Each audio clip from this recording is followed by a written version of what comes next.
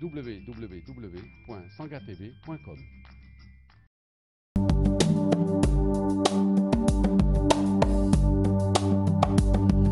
Mesdames, Messieurs, bonsoir. Il est 20h sur les antennes de la télé Futur Média. C'est parti pour le sommaire de cette édition. La bonne nouvelle pour les clients des différentes banques qui ont fait faillite durant les années 90. La Société nationale de recouvrement annonce le remboursement de toutes ces personnes qui ont eu à subir un préjudice.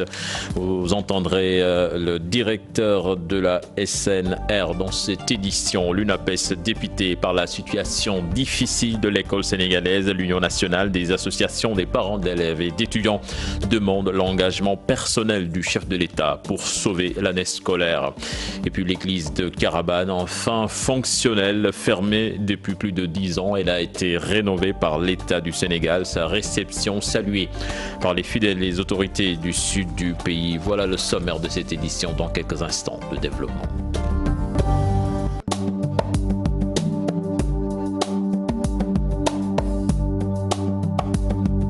Bienvenue à toutes et à tous. La Société nationale de recouvrement décide de rembourser tous les clients des différentes banques qui ont fait faillite dans les années 90. En effet, l'État a recouvré 65 milliards de francs CFA. C'est une annonce du directeur de la SNR à l'occasion d'une randonnée pédestre organisée ce dimanche.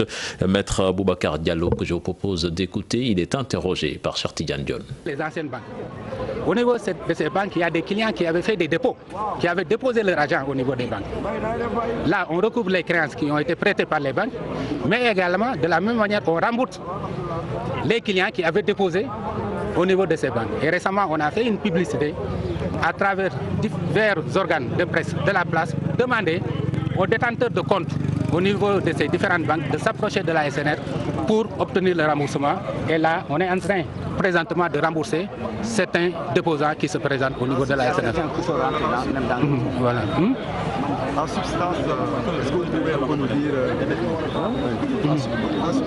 pouvez nous dire, la somme qui a été dégagée en termes de remboursement à ces clients? Pour cette année, on a budgétisé une enveloppe de 90 millions de francs CFA dans le budget de l'année à recouvrer. Là, on a serié un certain nombre de petits déposants parce que les textes nous exigent de rembourser d'abord les petits déposants avant de rembourser les gros déposants. C'est pourquoi on a fait une liste de petits déposants jusqu'à ce montant à qui on a demandé de venir se faire rembourser. Et puis les forces de sécurité de maintien de l'ordre touchées ces derniers temps par l'usurpation de fonctions dont ils sont victimes, un fait qui s'explique par une absence de valeur morale de ces faussaires. Selon eux, ces malfrats, à travers leurs actes, sucent l'économie nationale. Un sujet signé Chertidiane Dion et Diafaraba. Usurpation de fonctions, fausse identité, arnaque. Sur les forces de sécurité et de maintien de l'ordre, le phénomène prend de l'ampleur. Le fléau relève d'une absence de valeur morale, d'après nos interlocuteurs. Cette situation est surtout due à une perte de valeur. Aujourd'hui, nous sommes devenus un monde très matérialiste, à tel enseigne que nous pensons que la démagogie, la tromperie, le mensonge, ou même le fait d'être un beau qui parle doit pouvoir régler l'ensemble des solutions pour un développement du pays. Non. Le peuple n'ont pas cette valeur, cette foi de garder en soi tant soit peu de la retenue par rapport à leurs besoins, ce pays aura toujours des faussaires. Quelque peu compréhensible lorsqu'on est dans une société où le paraître est plus important que l'être. Les gens sont obligés de prendre des postures qui ne sont pas les leurs, notamment en faisant semblant d'être un policier, en faisant semblant d'être un douanier ou encore un gendarme. Cela leur permet d'avoir une certaine fonction qui leur permet de recevoir des sous, ou en tout cas de pouvoir faire jouer cela en leur faveur.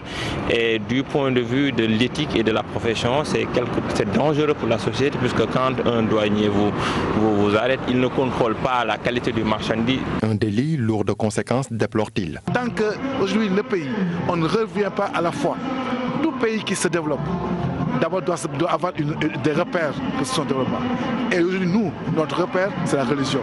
Il faudrait qu'on retourne à la religion, pas pour en faire un pays religieux, mais en avoir la foi. point de vue économique, surtout si l'on prend l'exemple de la douane, on sait que la douane elle est la plus grosse ramasseuse, disons, de sous de ce pays, et ça fait vivre l'économie et les caisses de l'État. Donc si quelqu'un ramasse et met dans sa poche, c'est sûr que la personne s'enrichit, mais au détriment du Sénégal, au détriment du trésor public, donc de l'État sénégalais. Et donc du point de vue économique, ça force déjà disons, les prévisions économiques. S'il y en a plusieurs qui le font, si ça se répercute également en termes de conséquences économiques, évidemment cela peut engendrer une situation assez terrible pour la fiscalité de l'État, pour disons, les recettes douanières qui sont des plus importantes en termes de contribution dans les charges de l'État. Comme solution, attaquer le mal à la racine. Comment ils pensent, les gens aiment le titre, aiment se montrer. Se procurer une carte au Sénégal, c'est très facile. Donc voilà. Donc si on dit le système, il faut remonter. Ce n'est pas les subordonnés qui vont procurer des cartes quand même. Il y a trop de laisser-aller dans ce pays. À l'espace de 3 semaines, des faussaires sont tombés pour usurpation de fonction. Est-ce une mégalomanie, une arnaque? Ces actes pourraient trouver origine de la conjoncture économique de l'heure. Peut-être. La gendarmerie, la police et la douane sont concernés. Et puis les relations entre le Sénégal et la Mauritanie sont au beau fixe. Les forces de défense de sécurité des deux pays se sont rencontrées à Rosso, Sénégal. L'objectif est d'examiner les questions sécuritaires pour ensuite établir un nouveau calendrier de patrouille commune pour l'année 2018. Les détails dans cette correspondance signée Ousseynou Diop et Habib Sek. Derrière ces pas de danse se cachent sûrement les bonnes relations qui se dessinent entre le Sénégal et la Mauritanie. Une rencontre entre forces de défense et de sécurité des deux pays s'est tenue à Rosso, Mauritanie, pour la sécurité dans la sous-région. Les deux délégations ont échangé sur la planification des patrouilles conjointes pour l'année en cours. Sur place, le colonel Mbaye Cissé, chef de la délégation sénégalaise et commandant de la zone militaire numéro 2, a passé en revue un détachement de la garde républicaine. Du côté de la Mauritanie, c'est le colonel Abdoulaye Abdoul Walid, commandant de la 7e région, qui a dirigé la délégation. Durant plusieurs heures, les échanges ont été faits pour prendre les mesures nécessaires afin que les forces de l'ordre et de sécurité puissent entamer des actions communes concertées pour mieux assurer la sécurité des personnes et des biens des deux côtés des frontières communes. Cette rencontre vient encore une fois raffermir les liens entre le Sénégal et la Mauritanie après la visite du chef de l'État Macky Sall à Nouakchott pour rencontrer le président Abdelaziz. On peut dire sans se tromper que les relations entre les deux pays sont au beau fixe maintenant. La rencontre a été aussi une tribune pour renforcer davantage les liens d'amitié et de coopération entre les unités frontalières des deux pays. Les commissions ont travaillé d'arrache-pied pour élaborer des plans d'action communes et c'est ainsi qu'un procès verbal a été paraphé par les deux chefs de délégation. Désormais, le calendrier des patrouilles pour l'année 2018 a été dégagé par les deux chefs de délégation. Les participants ont magnifié les efforts consentis par le Sénégal et la Mauritanie. Ils espèrent également que cela permettra aux populations des localités frontalières de vivre tranquillement et de vaquer à leurs occupations en toute quiétude. En politique, l'Union pour la restauration des valeurs veut envoyer les vieux politiques à la retraite. Le docteur Mohamed Diallo, président du parti URV, et ses camarades comptent investir le terrain et se préparer en attendant la présidentielle de 2019. Ils ont fait face à la presse. Le docteur Diallo, que je vous propose d'écouter au micro d'Alassane Ba et Modou Diop. Nous allons continuer à discuter, voir éventuellement comment y aller pour les élections présidentielles à venir. Maintenant, ce sera au BEN, le bureau exécutif national du parti, de pouvoir définir ce qu'il y a lieu de faire. L'Union pour la restauration des valeurs, c'est des hommes de valeur qui sont membres du parti. C'est des hommes qui sont fin prêts pour mener un combat. C'est la jeunesse, c'est cette nouvelle crème. Et nous demandons vraiment à la classe politique, aux anciens, de pouvoir vraiment nous céder la place et aller vers leur retraite. Vraiment, ils se sont battus, certes, pour ce pays en voie de développement, mais il est grand temps de laisser à la nouvelle génération, comme ils l'ont fait en France avec le président Macron et tant d'autres responsables. Aujourd'hui, nous étions là, dans la rencontre à Dakar, pour pouvoir demander aussi à nos militants de se remobiliser sur le terrain, de pouvoir échanger davantage avec les militants, de travailler pour la massification du parti et de voir éventuellement dans les jours à venir quel sera le meilleur profil pour les élections présidentielles à venir. Vous savez, je ne suis ni de la gauche ni de la droite. J'ai une doctrine républicaine. Le parti est présent sur l'étendue du territoire national, dans les 45 départements du Sénégal et au niveau de la diaspora. Nous avons pris 6 mois pour structurer le parti. Et puis, procès Khalifa Sall et compagnie, plus de 10 jours après l'ouverture du procès sur la caisse d'avance. Les Sénégalais donnent leur opinion. L'audition des témoins, les débats entre prévenus et avocats a permis à certains citoyens d'y voir un peu plus clair. C'est ce que vous allez voir dans ce micro-trottoir signé Aminata Baresso. D'après ce qui a été dit récemment avec la déclaration de Moussassi, le maire des Parcelles-Assainies, il a clairement dit que la caisse d'avance n'est pas quelque chose de récent. Donc, c'est lui, il le considère en fait comme un fonds politique. Donc, ce n'est pas quelque chose qui devrait inculper Khalifa Sall. Et peut-être l'argent a été utilisé socialement. Donc, son cas devait être traité socialement. La caisse d'avance était là bien avant Khalifa Sall. En 1980, si je me rappelle bien, selon les terrains. Donc c'est tout un tas de problèmes qui est en train de faire surface et c'est aussi quelque chose de vraiment complexe. Donc moi je pense que Khalifa Sall est innocent. Je regrette beaucoup vraiment de l'avoir eu en prison, quoi. Ça m'a fait mal parce que un maire ne doit pas être traité comme ça parce qu'il est au service de la nation. Comme tous les Sénégalais, pratiquement comme tous les Sénégalais, c'est un procès purement politique. Bon, je pense que Macky Sall il est en train d'éliminer ses adversaires politiques. Bon, je dis à mes frères sénégalais ou mes soeurs sénégalais de faire attention à ce procès, de bien écouter ce qui se passe. Voilà, c'était le micro-trottoir signé Aminata Baresso. Je vous l'annonçais dans les titres, exécution de menaces de grève dans le secteur de l'éducation. L'Union nationale des associations des parents d'élèves et d'étudiants du Sénégal, rouge de colère. L'UNAPES estime que l'heure est grave et qu'il est temps que le chef de l'État s'investisse personnellement afin de sauver l'année scolaire. Les détails dans cette correspondance signée Ousseynou Thiam et Birayagne. En secrétariat permanent à Rufisque, l'Union nationale des associations des parents d'élèves et d'étudiants du Sénégal, UNAPES, déplore le climat social qui prévaut dans le secteur de l'éducation. Nous avions pris sur nous, Union nationale des parents d'élèves et d'étudiants du Sénégal, de porter aujourd'hui des brassards rouges pour manifester notre mécontentement face à une situation véritablement qui tourne vers quelque chose de catastrophique pour ce pays. Parce qu'il s'agit de l'avenir de nos enfants qui est en jeu. Et face à cette situation, tous les parents d'élèves de ce pays doivent vraiment prendre à bras le corps cette situation, en quoi faisant, en manifestant leur mécontentement et en demandant au gouvernement et aux syndicalistes de prendre leurs responsabilités. Pour ces parents d'élèves très en colère, il est temps que le chef de l'État s'implique personnellement sur cette situation afin de sauver l'année scolaire. C'est l'occasion de lancer un appel au président de la République qui ne doit pas oublier aussi qu'il est un produit de l'école publique. Parce que tous ceux qui s'agitent dans ce pays-là et qui actuellement peut-être n'ont pas de problème, parce qu'actuellement ils en sont arrivés à un point, ils ont des moyens qui leur permettent d'envoyer leurs enfants dans des établissements privés et même à l'étranger. Ils ne doivent pas oublier que ce sont des produits de l'école publique. Et face à cette situation-là, ils ont un devoir de mémoire, un devoir de reconnaissance pour service rendu à l'école publique.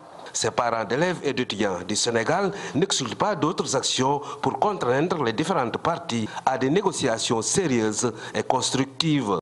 Nous allons à présent dans le sud du pays, fermé depuis plus de 10 ans. La première église de la Casamance naturelle est enfin fonctionnelle. L'église des Caravanes en effet a été rénovée par l'État du Sénégal. Sa réception a eu lieu en présence d'un représentant de la direction du patrimoine culturel national et du préfet d'Oussouye. Les détails dans cette correspondance signée Boubacar Diassi et Lamine Magnan. Entièrement rénovée par l'État, l'église de Carabane est classée patrimoine national. L'église de Carabane en fait partie. C'est un lieu chargé d'histoire. On s'est rendu compte que c'est quelque chose qu'il fallait faire depuis longtemps. L'enveloppe tourne autour de 200 millions. Ce site de mémoire, ce n'est pas qu'une église. Elle est visitée même quand elle n'était pas rénovée. Car c'est de cette église que la foi chrétienne s'est répandue à travers la Casamance naturelle. Ici demeure pour notre église les racines de l'Évangile. Les premiers missionnaires en entrant dans le continent se sont arrêtés ici pour fonder la première communauté chrétienne. La rénovation de cette église n'aurait pas été possible sans l'apport des partenaires de l'État. Ça a été une conjonction d'énormément de choses qui ont fait que cette église ait existé. Et cette église-là, vous savez, c'est la maison de Dieu. J'ai affaire à des gens heureux et qui n'ont cessé à longueur de temps de nous remercier, mais nous ne sommes pas remerciés. Car comme disait le général de Gaulle, nous n'avons fait que notre tâche. Car cette église est devenue une partie intégrante de la communauté chrétienne de Carabane. Et puis face aux complaintes des acteurs culturels du département de Bignona qui estiment ne plus pouvoir vivre de leur art, le secrétaire général du ministère des Transports parrain de la 6e édition du festival de l'église Notre-Dame des Lourdes de Bignona a déclaré que l'ensemble des acteurs culturels seront désormais concernés par le budget 2018 qui leur est destiné. Aubin Sagna, que je vous propose d'écouter au micro de Boubacar Diassi et Lamine Magnan. Vous savez, le chef de l'État, dans le cadre du plan Sénégal émergent, a relevé avec son gouvernement le budget de la culture jusqu'à hauteur de 23 milliards. Et j'ai dit que dans ces 23 milliards, ce sont 5 milliards qui seront alloués au soutien des acteurs culturels. Et ça, c'est un effort budgétaire extrêmement important qu'il faut souligner. Par-delà cela, il y a les autres secteurs sociaux auxquels le chef de l'État a décidé d'accorder une importance particulière. Le chef de l'État a décidé que cette année 2018 soit une année sociale. Et qui dit une année sociale dit avant tout une année de culture. Parce que la société, son ferment, pour utiliser le terme des festivaliers, la culture, son leitmotiv, la culture, son sens, son origine et sa destination, ce n'est rien d'autre que le partage, la symbiose et le social. Et puis le ministre des Maliens de l'extérieur et de l'intégration africaine à Dakar, il a reçu la communauté malienne basée au Sénégal. Les tracasseries à la frontière et la problématique des migrants étaient au centre des débats. Compte rendu signé Habib Faye et Youssou Baro. Au cœur des débats avec la communauté malienne au Sénégal, la tracasserie dans les frontières. Le ministre des Maliens de l'extérieur et de l'intégration africaine, le docteur Abdourahmane Silla, préconise des solutions. Il est avéré effectivement qu'il y a beaucoup de tracasseries entre les États par les autorités frontalières de nos différents États. Donc il a été constaté également par les parlementaires, de même que par les autorités, pour qu'ensemble nous discutions et que nous parvenions à voir dans quelle mesure nous pourrions décanter cette situation-là. Entre autres points de discussion de la rencontre, la migration.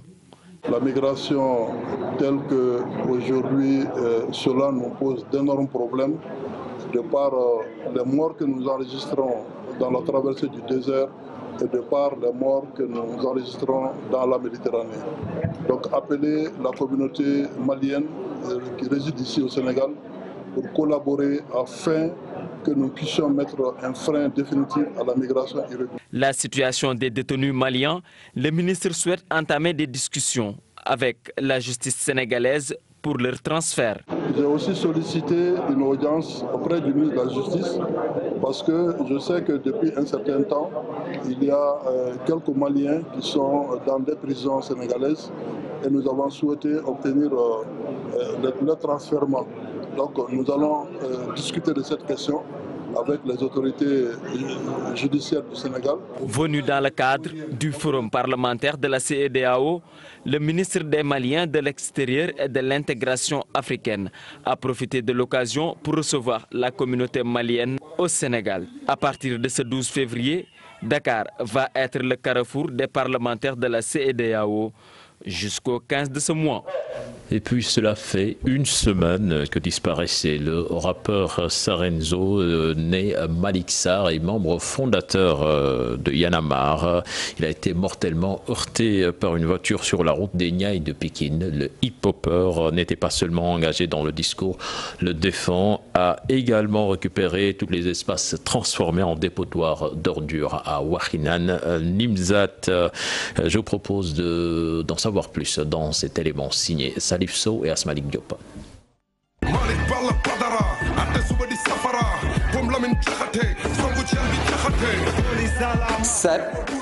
Sarenzo, une voix éteinte à jamais. Malick Sarr est parti brutalement, brusquement. Il a été mortellement heurté par une voiture sur la route Tegnay, non loin de rue 10. Une perte, un vide pour un ami, si loin, si proche.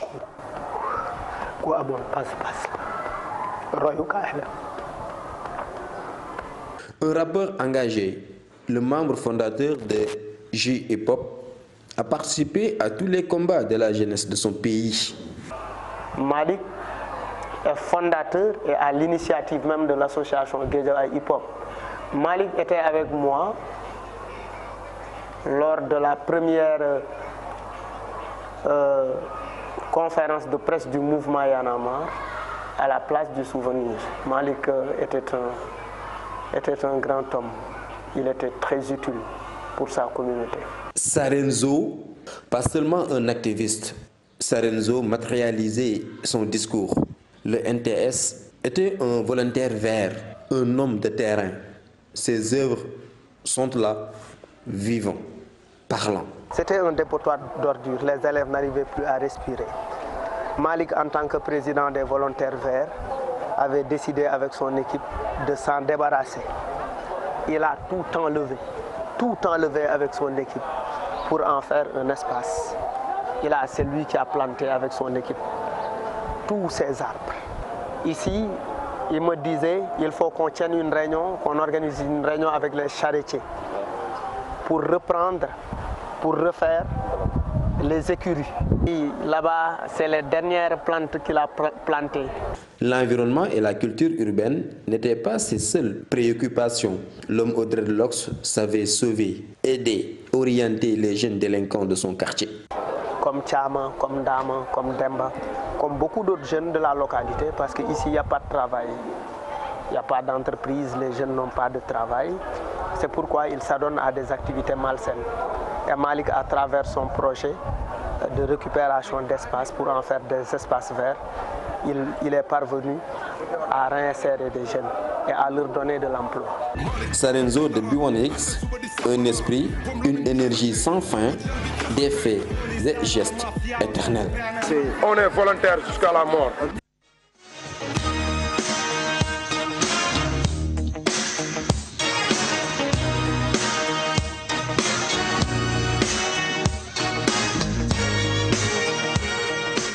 Du football avec les clubs sénégalais à l'honneur en Afrique. Tout d'abord, le Bourg Petite Côte qui joue face à l'équipe marocaine de Berkane.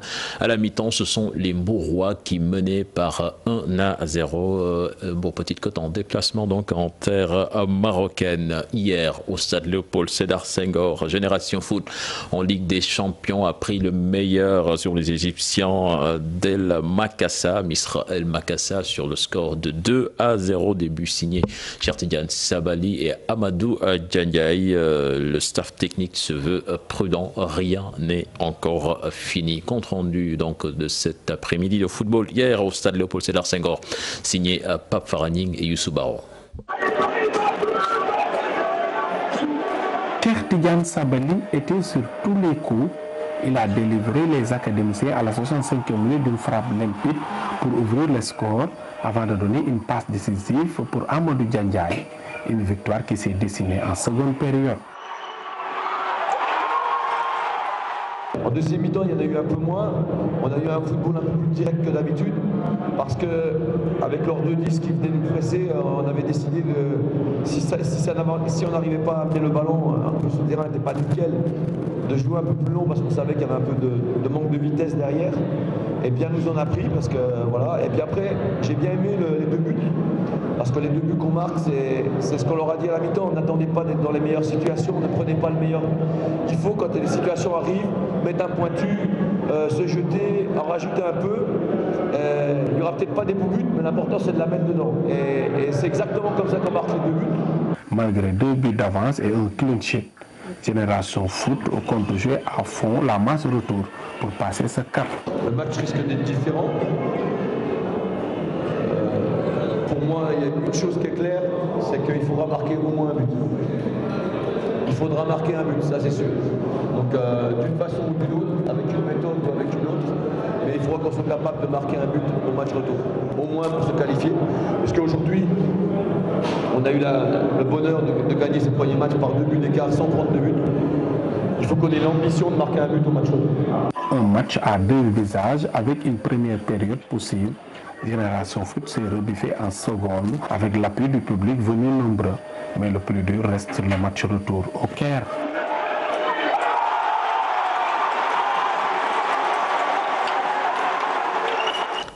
Prudence, c'est ce que prône également le président du club Madi Touré, qui soutient qu'en football tout peut aller très très vite. Je vous propose toujours de l'écouter au micro de Pape Faraning et Youssou Baro.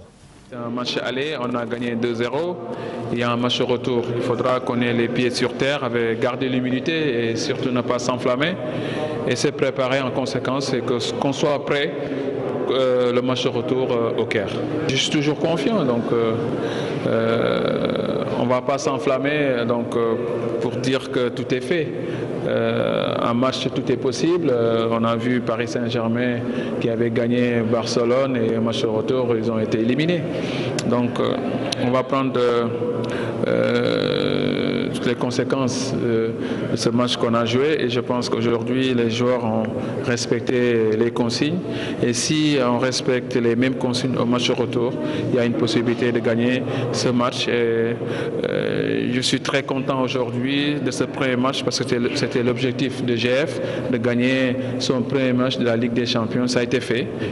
Le match retour donc prévu la semaine prochaine au Caire. Nous parlons de toute autre chose avec les parents des victimes du stade Demba Diop qui parlent enfants. Après la décision du TAS, ils disent être choqués par l'intégration de l'US Ouakam dans ce championnat local. Ces victimes attendent toujours la décision de justice locale. Ils ont fait face à la presse. Je vous propose d'écouter l'un d'eux. Il s'appelle Mamadou Diop. Il est interrogé par Abdourahmane Diallo. Lorsque nous avons entendu la décision prise par le TAS, moi j'ai assimilé cela à un deuxième assassinat. J'ai dit, on aurait pu s'attendre à tout sauf à une décision aussi unilatérale et aussi rapide que cela. Nous étions peinés, les blessures n'étaient pas encore cicatrisées et justement on entend cette décision, véritablement, cela nous a profondément affectés. La précipitation avec laquelle le Stade de Bou, la fédération a voulu réintégrer Ouakam, moi je dis que c'était inopportun. Ils auraient dû faire des démarches d'abord, essayer de réconcilier les deux parties, faire en sorte que Ouakam et Bou puissent se parler d'abord avant d'envisager de réintégrer Ouakam. Aujourd'hui, le résultat auquel nous assistons, c'est déplorable. Et vraiment aussi, véritablement, nous ne sommes pas contents en tout cas de cette décision et de cette démarche venant de la part de la fédération. Bon, maintenant, le combat, il est là. Nous, ce que nous voulons, c'est que justice soit faite.